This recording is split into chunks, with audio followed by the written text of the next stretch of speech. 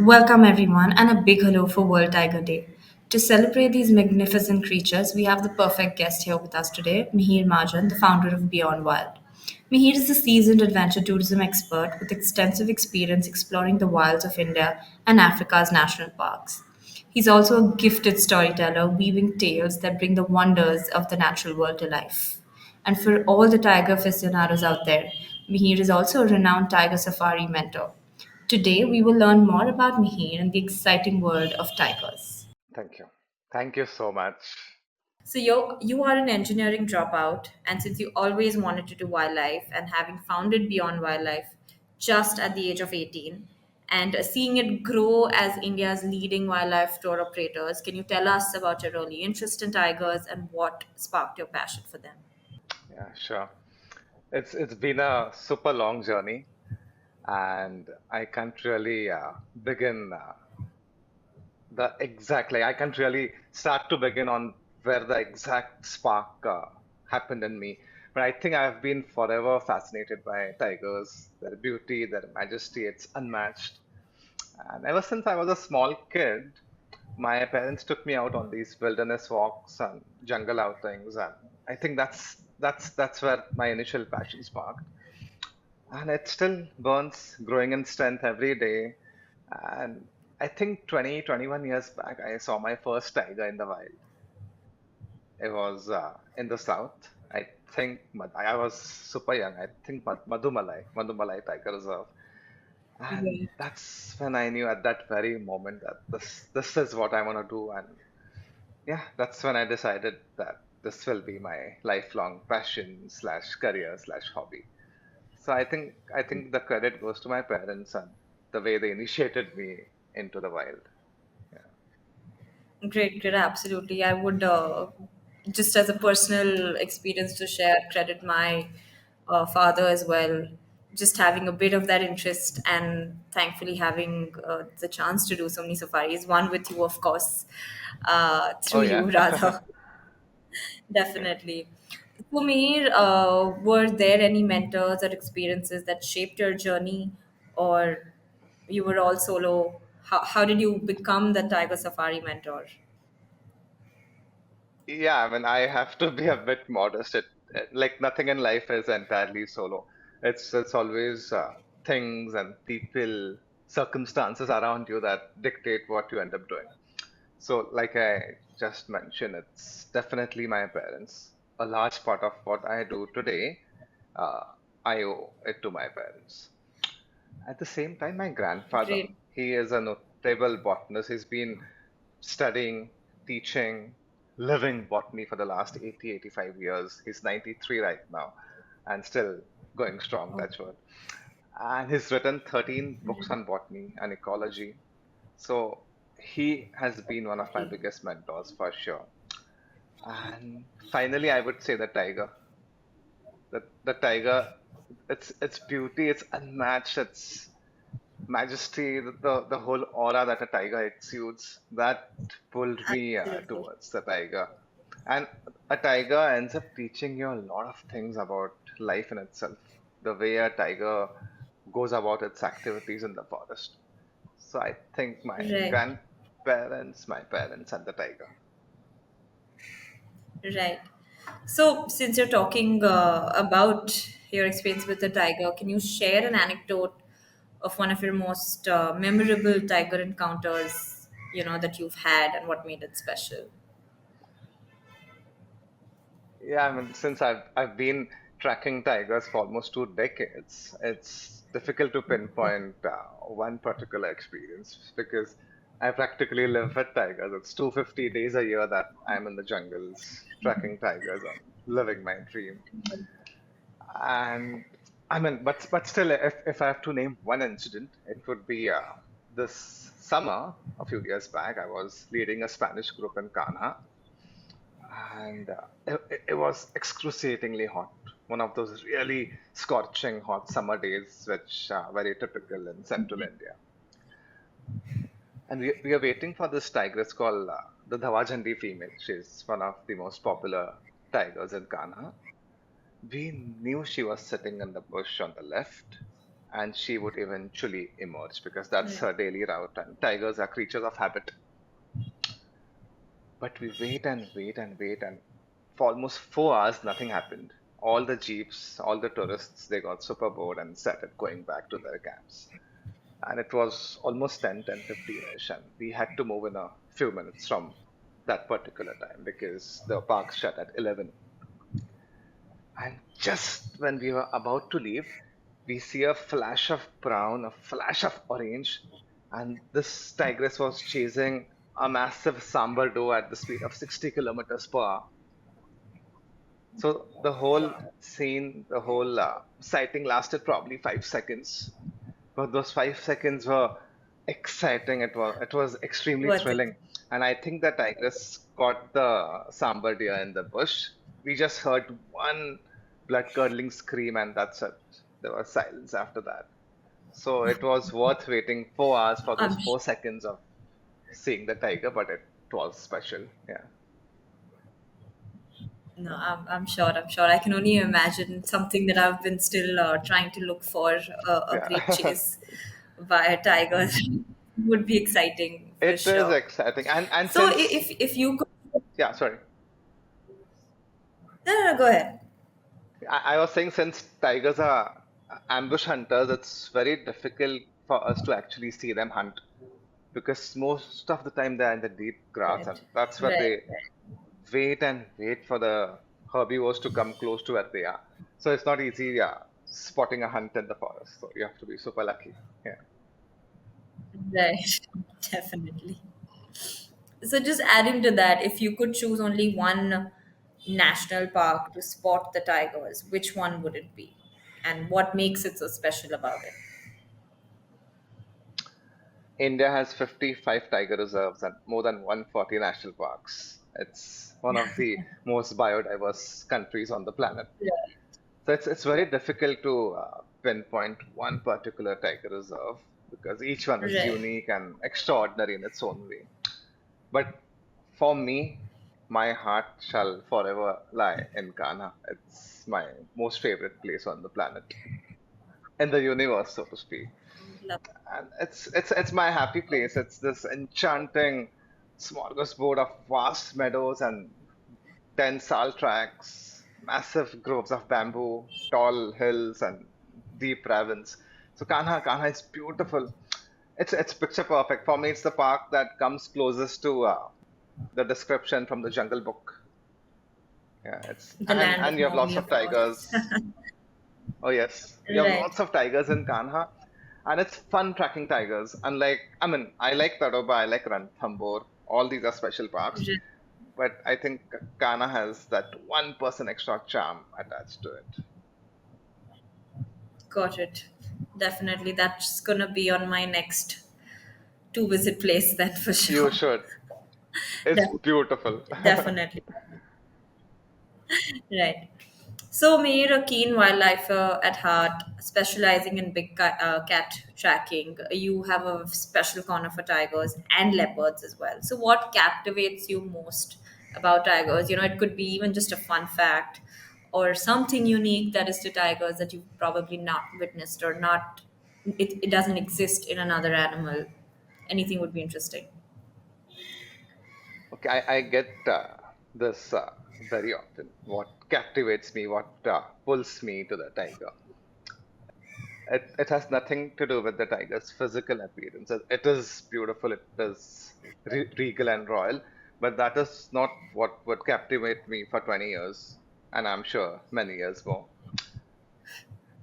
It's basically the very fact that it's very difficult to spot a tiger. The hours of patience, the meticulous planning, tracking of pug marks, listening to alarm calls, and all of these are just clues and symbols to where the tiger could be. It's not still assured that you would see the tiger, even after spending so many hours tracking the tiger.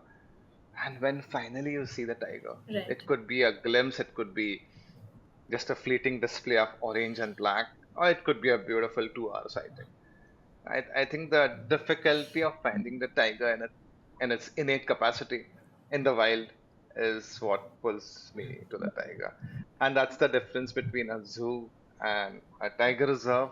That's Ab- also the difference between an African safari and a tiger safari. In Africa, it's right. definitely easier to spot animals. It's Right. fun, it's a lot of enjoyment, but it's not the same thrill. And Easily I'm someone available. who works on, yeah, I run on adrenaline. I have to get my shot of adrenaline, and for that I need my tiger. Right. It's a drug, so to speak. Yeah. Right. No, no, I totally understand that feeling that you're saying. Maybe, of course, not as great as yours, but an experience that I had myself in Kana, your favorite park, Hmm. was it was our last safari. We had sightings for the first three, and I mean, of course, the guides, they knew that there was a tiger waiting down. We waited for 2 hours at that one spot. It eventually got up. We thought we saw it from afar, but somehow it came across the road and crossed right in front of our jeep. It was the most Wow, thrilling experience, definitely. And we knew it beautiful. was going to chase, because we knew there were some deers or on the other side, and we knew it was going to go hunt. And it was time for us to go, unfortunately, so we could not follow it through, but was a great experience. Wow. Definitely. It is. Just something to share. So I'm sure, Mir, that being on a safari with you while you track, is something to experience and to be cherished. And I really hope I get this chance to experience it with you. You're most Also, welcome. just to put it out there, you're one of the first few people on the planet to have seen and documented even snow leopards mating in the wild. Snow leopards mating. So, how was Yes. that experience? How Oh, was that that's a completely experience? it's a completely different ball game because you find snow leopards in these trans-Himalayan mountains, Ladakh and Spiti, so to speak, Right. and they're not found at altitudes below 12,000 feet from the sea level. So Yes, yes. effectively, it's an extremely difficult, a very arduous experience tracking snow leopards. There are no roads, no vehicles, so all you have to do is walk and trek and hike up those massive Got it. mountains. So I was saying, when you finally spot the snow leopard after days of tracking, and the snow leopards are not like tigers, you won't see them up close and personal like at times you are lucky enough to spot a tiger. Right. It's beautiful, and we have these big spotting scopes, which are almost 80 to 100x, through which we like track and spot the snow leopards. Right. And this was 9 years back in the March of 2015. Lovely. And snow leopards are seen more commonly in the peak winter months. That's in Right. between January to March, because that's when they are mating, that's when they are very vocal, that's when they are always up and about. Right. Right. And we see this female snow leopard trying to woo a male. And finally, after 2 days of trying to attract the male's attention, she got him. Right. And they mated. Wow. They mated for 3 days at a stretch. And like all big cats, tigers have a lot of intercourses per Right. day. So it was almost 40 to 50 per day. So Wow. it was surreal to document the snow leopard A and B snow leopards mating, which is an extremely uh, Even rare thing right. to sight. Absolutely. And while all this happened, the temperature was, yeah, and while all this happened, the temperature was minus 25 degrees. Wow. Oh my God. The altitude was 14,000 feet from the sea level. Yeah, we are frozen, we are numb, and yet the exhilaration, the thrill I'm sure. is what kept us going. So I would say it's one of the toughest expeditions, the toughest wildlife experiences on the planet. But it's absolutely worth it because for me, life starts at the end of your comfort zone, and that is what life is for me. So yeah, I Absolutely. love it. That's great. Yeah. So now, moving to, of Uh-huh. course, since we're talking about World Tigers Day as well, what do you think is the biggest threat to tigers that they face in their natural habitat? Uh, that's an interesting question, and probably the most important question you've asked me. So, tigers have a lot of threats that they face. But if I have to pinpoint one, it has to be habitat loss. because tigers need these large, unrestricted natural habitats for their growth and sustenance. And like just to give you an example, a female tiger would need at least 25 square kilometers, and a male tiger anywhere in between 50 to 100 square kilometers. So these are territories required by one tiger. So they are not like lions, they are not like any Right. other animal on this planet. They are exclusively solitary and territorial. And trees and forests are being cut down in massive numbers for development. And many of these large patches of forests, they're getting fragmented. So I'll just give you a small example. 100 years back, probably the whole of central India was one contiguous forest, right from Panna in the north near Right. Gwalior and Jhansi to Tadoba in the south near Chandrapur. It was one massive forested land. It was called the Central Province in the days of the British Raj. And now, if you look at the map, this entire patch has been fragmented into a million tiny pieces.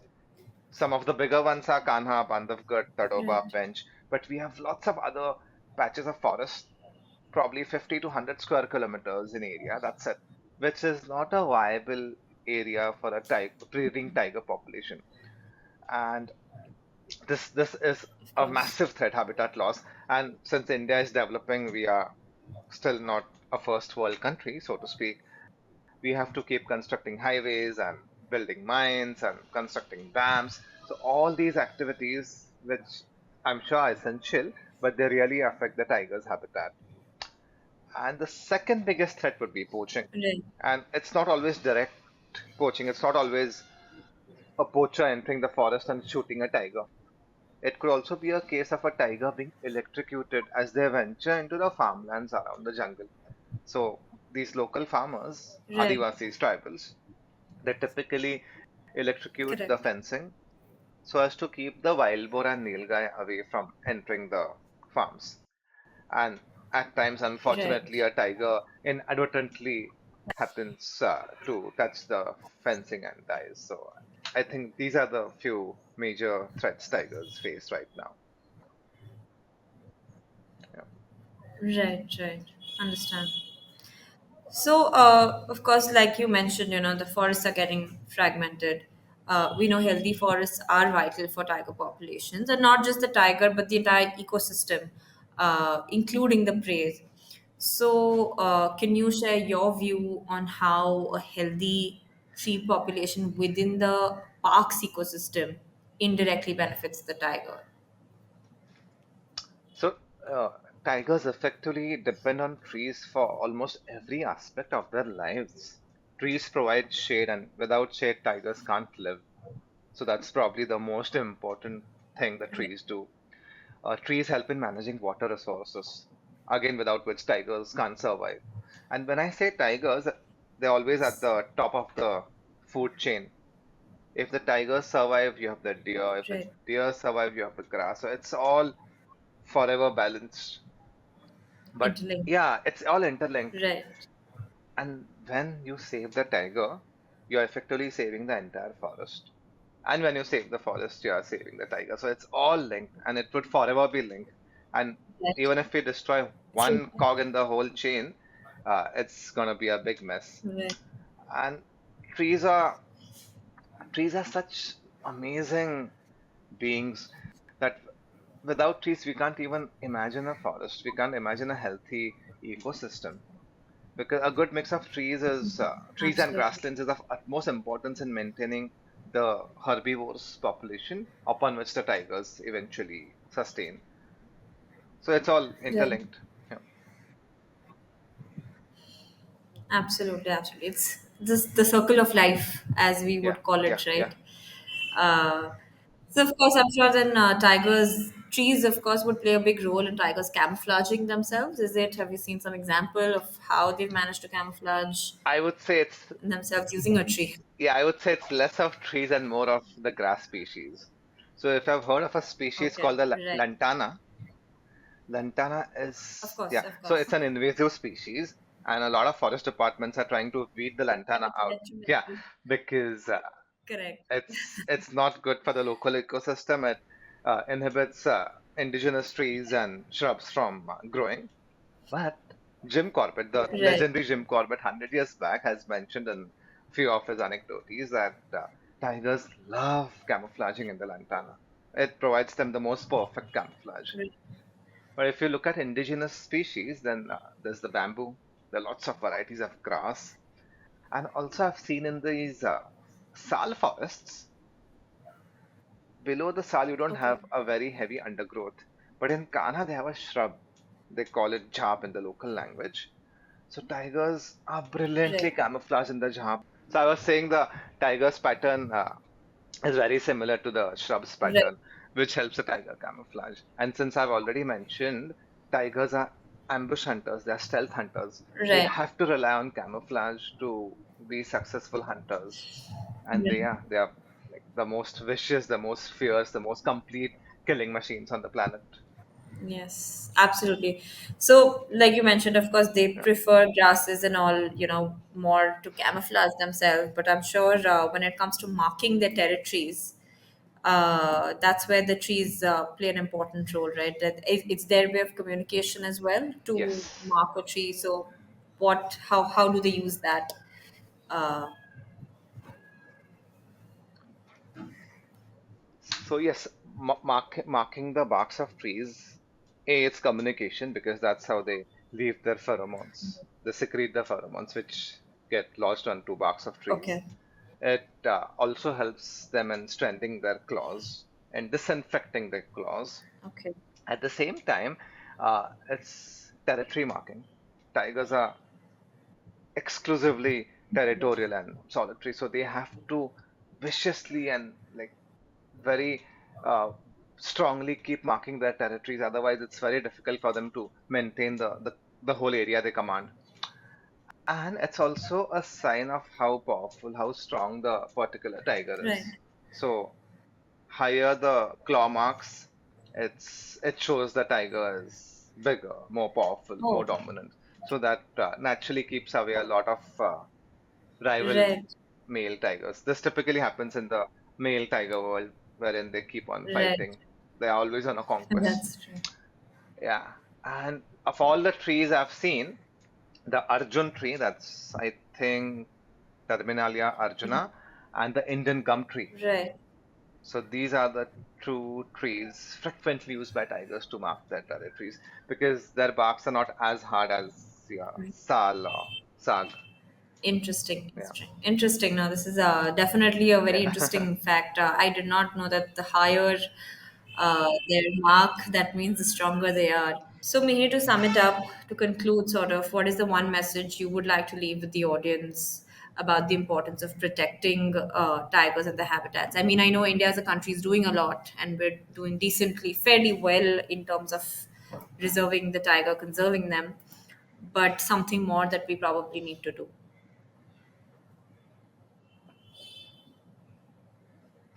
Okay. So I think this entire awareness it stems from our love for what we are doing in the first place. And I think in the last 10 to 15 years, people have really grown to love the jungles and the tigers. There's obviously a lot to be done, but first and foremost, you need to love what you're doing, love what you are seeing, love what you're experiencing, because only then would you be telling 10 other people, and those 10 people would be telling 100 other people about the importance of conserving and preserving jungles. Right. So I think the most important thing is to uplift the local community because us sitting in our big cities in our air-conditioned houses can't really be on the field and help the tigers. It's the locals, and India has a lot of local tribals, crores and crores of them. So you need to uplift those communities, empower them, tell them how important Right. it is to conserve the tiger. And it's not only conserving the tiger; it's about maintaining your grasslands, ensuring there's no poaching, uh, being very careful about the tiger corridors. They should never be affected because that is what helps in spreading of the gene pool. So all these things Of are course. finally manned and managed by the local people, the tribals, because they are the ones on the ground. So Right. it's just uplifting and empowering them. And travel and tourism is an important part of it because I'll just give you a small example.